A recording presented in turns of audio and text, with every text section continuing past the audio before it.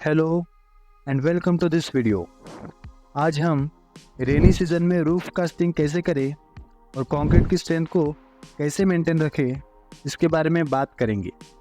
इसी के साथ हम कंक्रीट के इनिशियल और फाइनल सेटिंग टाइम, रेनी सीजन में कंस्ट्रक्शन में आने वाले चैलेंजेस और उनके सॉल्यूशन पर बात करेंगे। तो चलिए शुरू करते हैं।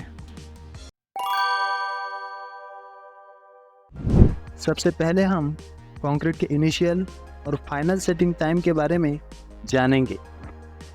कंक्रीट का इनिशियल सेटिंग टाइम कम से कम 30 मिनट तक होना चाहिए, मतलब 30 मिनट में कंक्रीट हार्ड होना शुरू हो जाना चाहिए।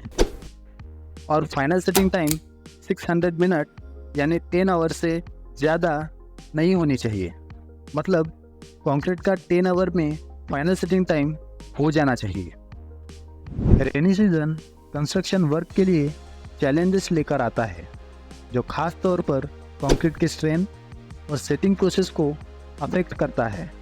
जैसे कि एक्सेस रेनफॉल ज़मीन को सैचुरेटेड करके वाटरलॉक कंडीशन क्रिएट कर सकता है, जिससे कंक्रीट का सही प्लेसमेंट और क्यूरिंग नहीं हो पाता। इसी के साथ बारिश वाला पानी कंक्रीट मिक्सचर को डिस्टर्ब कर सकता है, जिससे उसकी स्ट्रेंथ और ड्यूरेबिलिटी पर असर पड़ता है।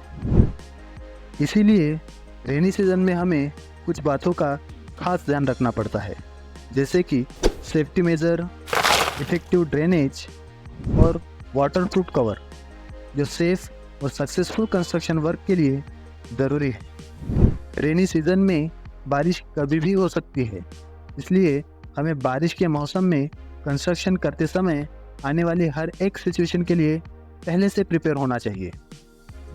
चलिए अब हम उन सभी सिचुएशन पर फोकस करेंगे जो हम अक्सर रेनी सीजन में कंस्ट्रक्शन और स्पेशली रूफ कास्टिंग करते समय फेस करते हैं। सिचुएशन नंबर 1, कंक्रीट प्लेसमेंट के तुरंत बाद यानी इनिशियल सेटिंग टाइम के अंदर बारिश होना। अगर इनिशियल सेटिंग टाइम फ्रेम के अंदर बारिश होने का आपको पहले से अनुमान है, तो कंक्रीट पोरिंग को डिले करना ही बेहतर डिसीजन होता है, ताकि बारिश के पोटेंशियल कॉम्प्लिकेशन से बचा जा सके। लेकिन अगर सेटिंग टाइम के आसपास यानी कंक्रीट कास्टिंग के बाद 30 मिनट से नियरली 3 आवर्स के बीच अनएक्सपेक्टेड बारिश हो जाती है, तो कंक्रीट को तुरंत वाटरप्रूफ टारपोलिन शीट से कवर कर देना बहुत ज़रूरी है। ध्यान रखें कि शीट सही तरह से कवर हो, ताकि बारिश का पानी कंक्रीट तक ना पहुंच सके।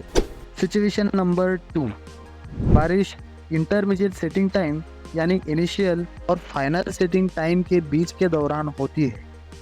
अगर बारिश इंटरमीडिएट सेटिंग टाइम यानी कंक्रीट पोरिंग के बाद इन बिटवीन 3 to 6 आवर्स में होती है, तो कंक्रीट को बचाने के लिए वाटरप्रूफ कवर यानी टारपोलिन शीट या टेम्पररी शेल्टर का तुरंत इस्तेमाल करना ज़रूरी है। ध्यान रखें कि कवर सही तरह से ढका हो, ताकि पानी कंक्रीट तक ना पहुंच सके। लेकिन अगर कंक्रीट पहले से ही बारिश के कांटेक्ट में आ चुका है, तो सरफेस डैमेज या कॉम्प्रोमाइज स्ट्रेंथ का खतरा हो सकता है। ऐसे केस में अगर आप देखते हैं कि कंक्रीट की ऊपरी लेयर बारिश से प्रभावित हुई है, तो अगले दिन सुबह उस कंक्रीट सरफेस पर सीमेंट स्लरी बनाकर लगा सकते हैं। सिचुएशन नंबर 3, बारिश फाइनल सेटिंग टाइम के बाद होती है। अगर बारिश फाइनल सेटिंग टाइम के आसपास या उसके बाद होती है, तो कंक्रीट में इतनी सफिशिएंट स्ट्रेंथ आ चुकी होती है कि वो हल्की बारिश को झेल सके। लेकिन स्पेशली हेवी रेनफॉल के दौरान कंक्रीट को वाटरप्रूफ कवर से प्रोटेक्ट करना बेहतर होता है।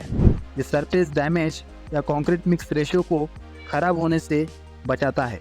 अगर आपको कंक्रीट के ऊपरी सरफेस पर बारिश का हल्का असर दिखाई दे रहा है, तो अगले दिन सुबह सरफेस पर सीमेंट स्लरी बनाकर आप लगा सकते हैं। सही planning, effective solution, IS code के इनिशियल और फाइनल सेटिंग टाइम को ध्यान में रखकर और बारिश के दौरान सिचुएशन के हिसाब से सही एक्शन लेकर आप रेनी सीजन में कंस्ट्रक्शन वर्क सफल रूप से कर सकते हैं।